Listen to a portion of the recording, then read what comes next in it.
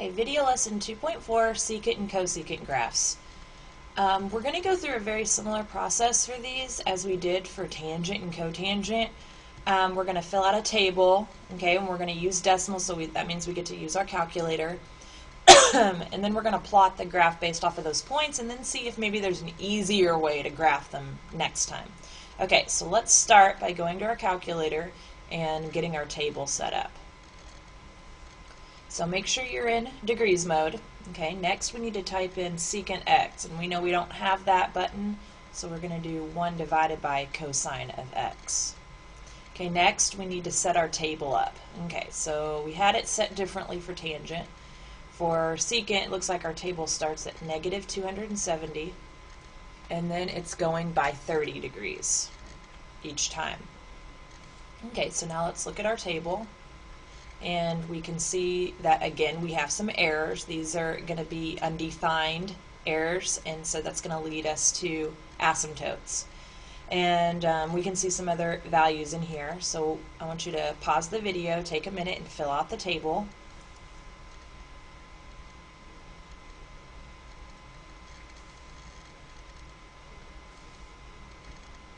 Okay, so here's the table you should have been able to come up with. Go ahead and check your answers. These are all numbers that I got from the calculator. And so then it says, okay, so we did number 1. All right, then it's saying plot the graph on the given set of axes. Okay, so this is at the bottom of your first page. I'm going to go to my next slide here, and we're going to plot these points. So remember we had some undefined, and just like tangent and cotangent, those are going to be asymptotes. So I have an asymptote at negative 270. All right, I have a point of negative 2 at negative 240. It's a little bit past negative 1. Maybe I'm going to exaggerate this just a little bit to just prove the point that it's different than negative 1, which is at negative 180 degrees. Our y value is negative 1. And we can see that what we get looks kind of like a parabola, but it's not a parabola, because remember, parabolas go on forever and ever. Their domain is all real numbers. These are not parabolas, but they're going to look an awful lot like them. We'll call them U-shaped curves. Okay, let's go ahead and just finish plotting all of our points.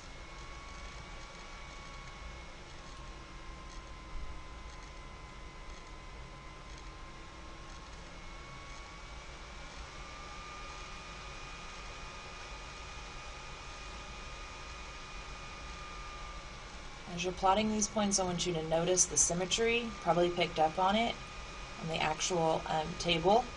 A lot of values repeated, and you can see here that I've actually graphed more than a cycle. The cycle here from negative 270 starts repeating itself at 90, and if I were to continue after 270, I would have another 5 points that would be above the x-axis for positive x values.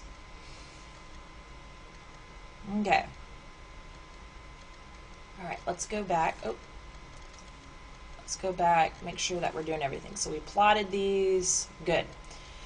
So it says, keeping in mind this is a periodic graph, extend your graph 180 degrees in each direction. Okay, and it says draw a point at each minimum or maximum value of the U-shaped curves. Connect these points using a smooth and continuous curve. That's going to lead us onto 5. Okay. So let's go ahead, and before we continue on with that, let's go ahead and make our U-shaped curves. Again, these are not parabolas. Just want to make that clear. It's a common misconception. They are just curves that kind of look like parabolas. Parabolas come from quadratic equations. Alright, so if I know this is periodic, okay, let's just extend this without being too specific. Let's think about what would be past 270 degrees. Yeah, it's going to be another U-shaped curve up here. If I were to continue on this direction, it would be another U-shaped curve up here. I'm going to have to squeeze it in just a little bit. And so it says, draw a point at each of the minimum or maximum. I'm on number 4. Draw a point at each minimum or maximum. Okay, I'm going to do that in a different color. Okay, these points right here. So that would be the maximum of this U-shaped curve. Here would be the minimum.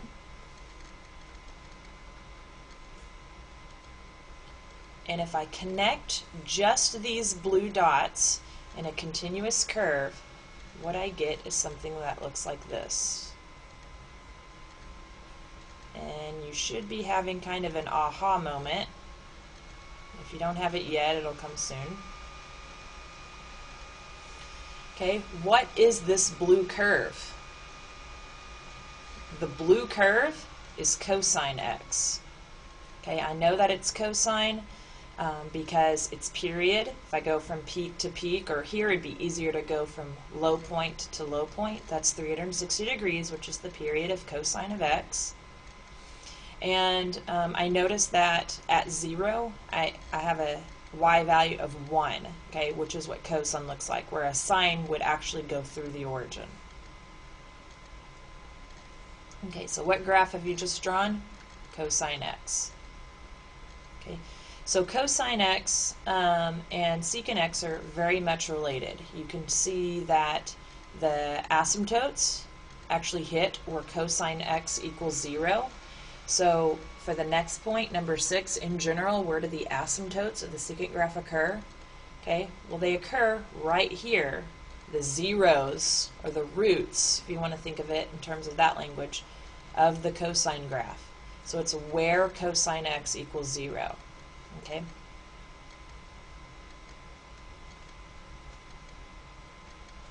And that should make sense algebraically. Since secant x is 1 over cosine x, we even saw that when we typed it in the calculator.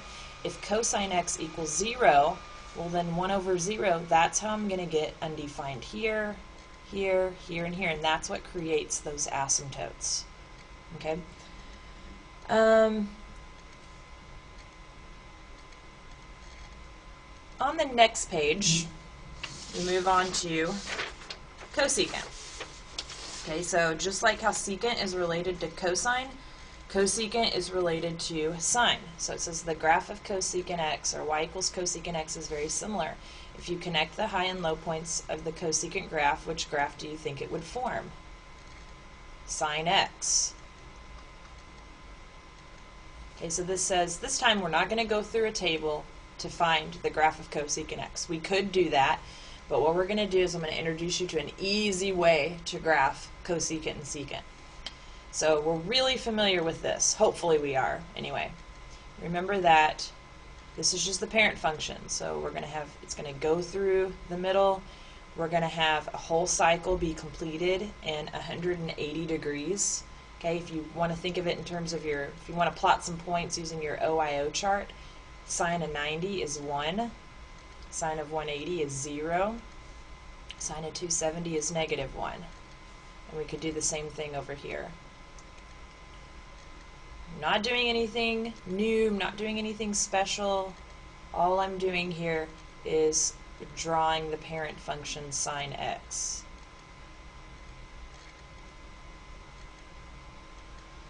So that's sine x. Alright, we've done that. Okay. Now what we're going to do is graph cosecant x using the graph of sine. So let me go back just one more time and let's look how cosine and secant are related. Where the zeros of cosine x happened, this is where the asymptotes of secant x. The U-shaped curves started at the peaks and the low points, and then they just went up or down depending on which side of the axis they were on. So let's start with the asymptotes. Okay, everywhere there's a 0 or a root of sine x, we're going to draw an asymptote for cosine x.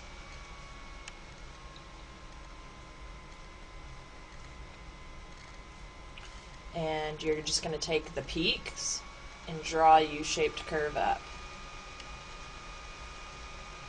And this is just a sketch. These curves are not going to cross these vertical asymptotes. They're just going to get closer and closer to them. Definitely not going to cross the vertical asymptote. Okay, so what I've drawn here in red is the graph of cosecant of x. Much easier than writing out a table, and we could do it without a calculator. Okay, so let's kind of review what we just did. It says you will be able to draw the graph of y equals cosecant x using the sine graph as a guide. And so it says, where do you think the asymptotes will occur? Well, we already did this. You might have been looking ahead. It was where sine x equals 0, and we did that. We drew the asymptotes on the graph. Where do you think the minimum and maximum values of the U-shaped parts will be? Well, it'll be where the high and low points are for sine. So if you can graph sine, then you can graph cosecant. Okay, so let's talk about domain and range. Let's go back and look at the graph. Domain is definitely not going to be all real numbers. We're going to have to do an exception, kind of like how we did for tangent and cotangent. Okay, so let's first think of secant. Let's go back to the secant graph. Alright, so the domain, it is all real numbers except it's not negative 270, it's not negative 90, it's not 90, and it's not 270. Okay, so we can just pick any of these values. Typically when you see this, you see the first positive one, or 90 degrees, and then how far until you get to your next asymptote. Okay, 180 degrees. You could do the same thing to the left. So the way we're going to write that, similar to what we did with tangent, okay, the domain, let's make sure we are really clear on what we're doing here. Let's do y equals secant x over here on the left. The domain is going to be all real numbers, okay, but x is not going to be equal to everywhere we have an asymptote. There's one at 90, and then if we added or subtracted 180 or multiples of 180, we would have undefined, or we would have an asymptote. Okay, so x cannot be any of these included in my domain. Alright, what about range? Okay, again, let's go back and look at the graph. It may appear at first sight that we're going forever down and forever up, and that may be true, but we're skipping some values in between. So for the parent function, the range is going to stop at -1, and it's going to start again at +1. So we're going to have to use interval notation for this. So we're just going to write it out. We're going to stop at -1. It includes that point, so I'm going to put a bracket there. Then I'm going to union that up with the top part, where we start again at +1 and go to infinity. Okay, cosecant is going to be very similar. We'll write this one over here. The domain, again, is going to be all real numbers, but we're going to have to say that x is not equal to some values. And again, we're going to have to write an equation. So, oops, backwards.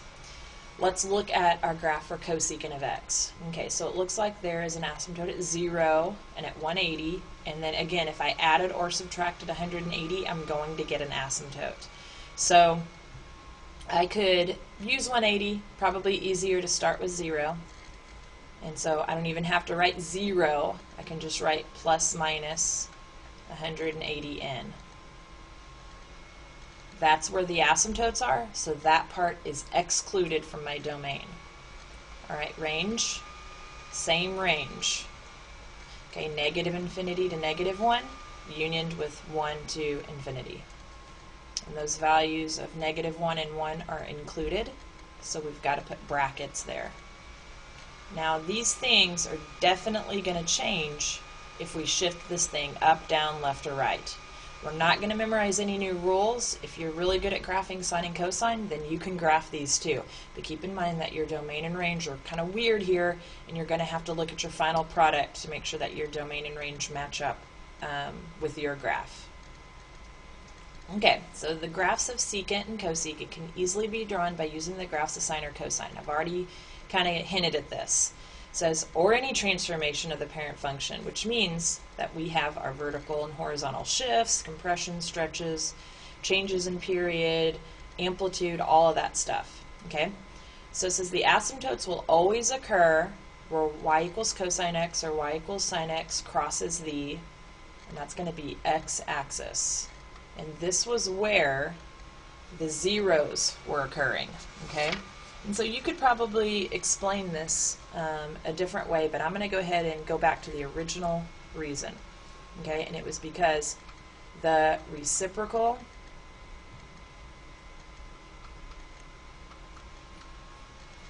of 0, which is where the zeros are, is undefined. I'm going to make one more clarification before we move on. I'm going to use a different color here. For the parent function, it was the x-axis. Really here, we should write sinusoidal axis, because if we have a shift up, that's going to change. So remember, the sinusoidal axis is where the middle changes up or down depending on this first number. Okay? The last step when you draw is to draw the U-shapes. If you get to this point, this is the easiest part. So let's just do an example.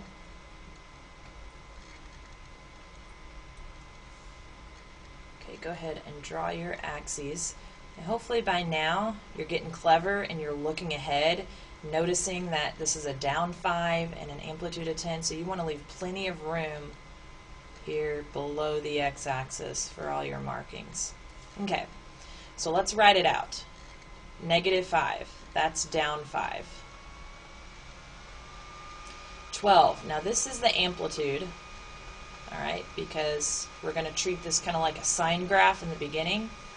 It's not really going to be amplitude of my cosecant graph, but it will be the amplitude of the sine graph. So I'm going to go ahead and write it down because that'll help us see what we're going to do next.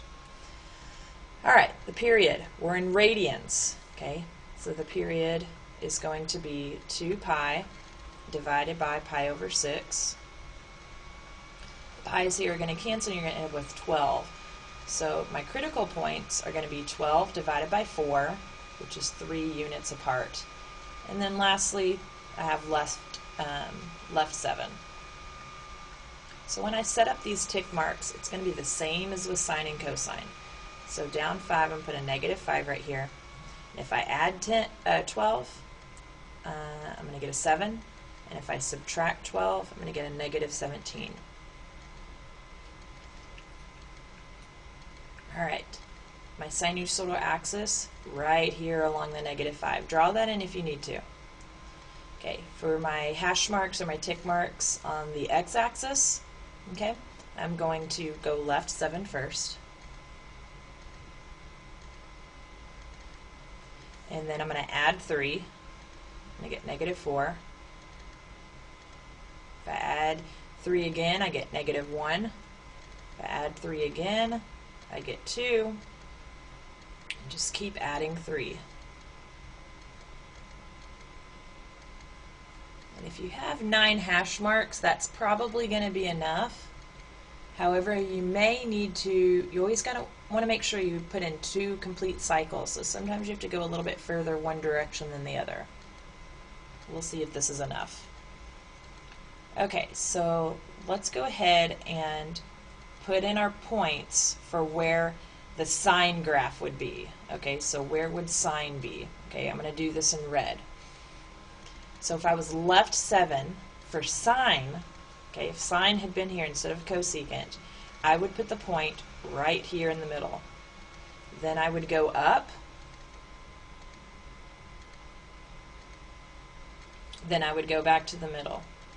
Then I would go to a low point, back to the middle. This is all I'm doing is graphing this how I would for sine. We're going to use this as a model for my cosecant graph.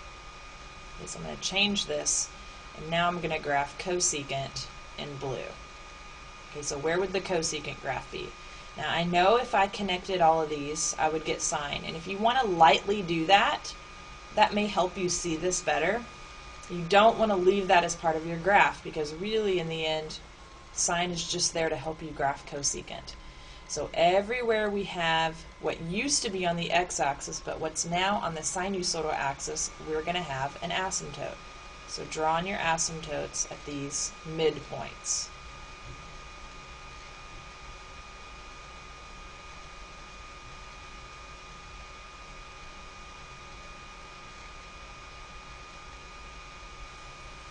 And at each of the high points, your U is going to be facing up. And this is an actual point on the curve. These points are. Okay, so there I have 2 upward facing U's. And here I'm going to have 2 downward facing U's. Same thing over here. And when you have 4 U's, 2 up, 2 down, you've got 2 cycles. So that's good. Okay, lastly, let's write out the domain and range. So again, it's not about memorizing a rule here. Just look at what you have. You know it's going to be all real numbers, but x cannot be anywhere that I have an asymptote. So you can pick anywhere you have an asymptote. Typically what you're going to see is just the first positive number. So I'm going to go ahead and put 5. However, we could definitely use -7. Since that was the first one I drew. Doesn't matter. So it's going to be 5 plus or minus multiples of however far it takes you to get to that next asymptote, which isn't going to be the period. It's actually going to be half the period, because this is only half the cycle. So to go from 5 to 11, 11 to 17, those are all multiples of 6. So I'm going to say 5 plus or minus 6n. That's how I would get to the next asymptote, so I have to exclude that from my domain. The range is going to be a little bit easier. If you're just looking at the graph, we're going to start at -infinity and we're going to stop at -17. Make sure you put a bracket there. We're going to union that because we skip all of these y values. We're going to union that with our next y value where we pick back up, and that's 7, and we go to infinity.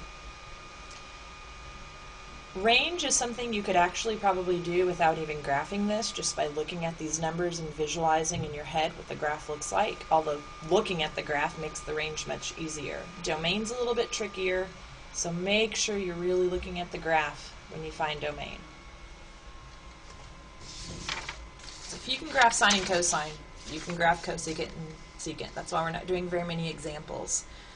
You're going to get to practice this more in class. Make sure that you write down any questions that you have and ask them in class.